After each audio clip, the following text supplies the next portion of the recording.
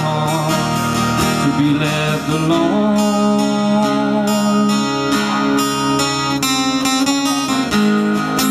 Well, when this train ends and I'll try again,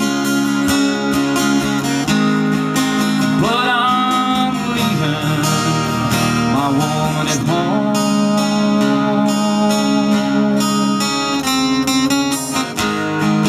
Tuesday's gone with the wind.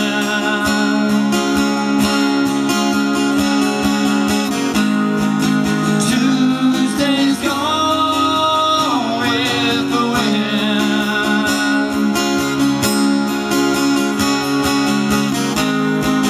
Tuesday's gone with the wind.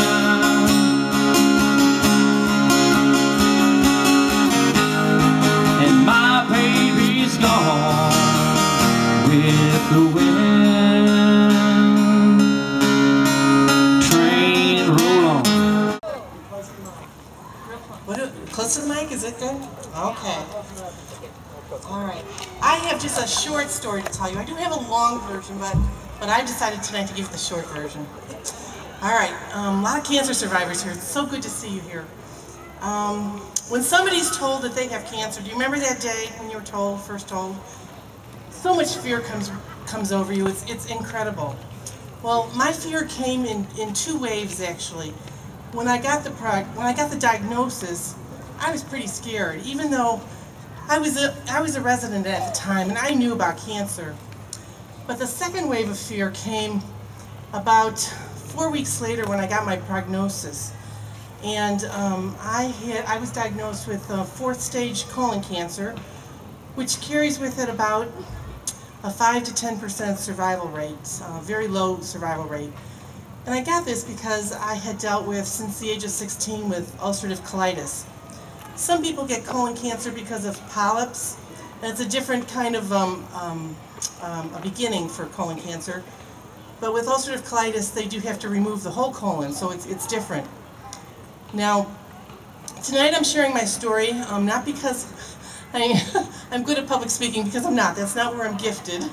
But I hope that maybe something I say might help somebody out there to be inspired, to hang on to some hope, and to overcome some of their fears.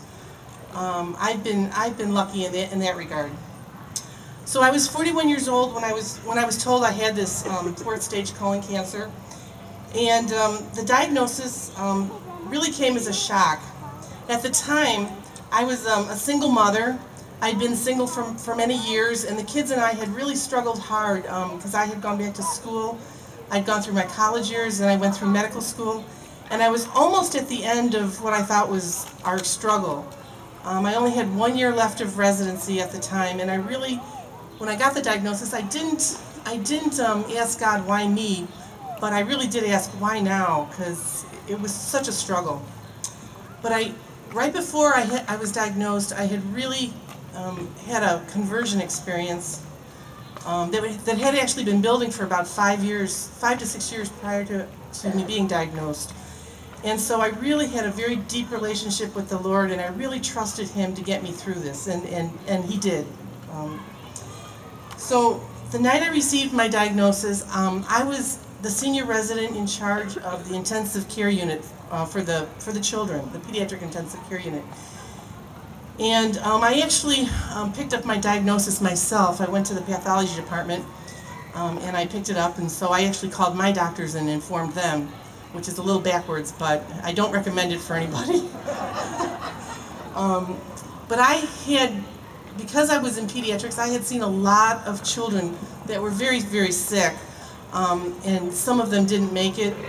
And so right after I got my diagnosis, I went to the hospital chapel. And it was a very big hospital right near Chicago, and it had a very large chapel. And I prayed, and I prayed actually 3 prayers. The first prayer was a prayer of thanksgiving, because I was very, very grateful that it was me going through this and not any of my children. If any of you have had children go through this, I can't even imagine. So I was very grateful. The second prayer I prayed was that God would somehow use my illness to help those in my family come back to church and to develop a relationship with the Lord. And the third prayer that I had was really to help me overcome my fear, because I had a terrible fear at that time that really actually escalated after I was given the prognosis. After I had surgery and they gave me the prognosis that it was fourth stage, I began to have panic attacks where I would just suddenly hyperventilate.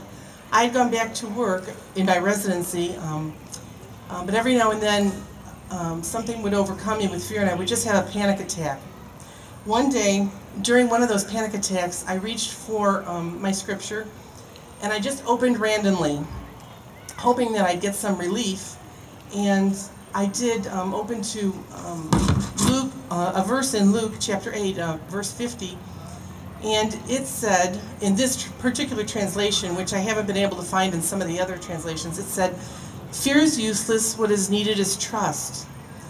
And that began my mantra, so to speak. Every time I would have a panic attack, I would say that verse over and over again. Fear is useless, what is needed is trust. And what I began to realize was that the more trust I had, the less fear I had.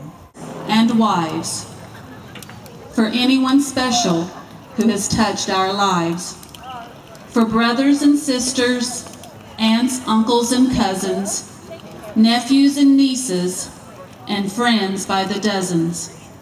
One by one, our candles will glow as our circle increases and continues to grow. Soon that dark path will flicker with lights of all our angels to guide us silently through the night. Honor all the survivors with us right here, some whose journey's just begun, some battling for years. Your courage inspires, for you we will carry on. We'll continue to walk until cancer is gone.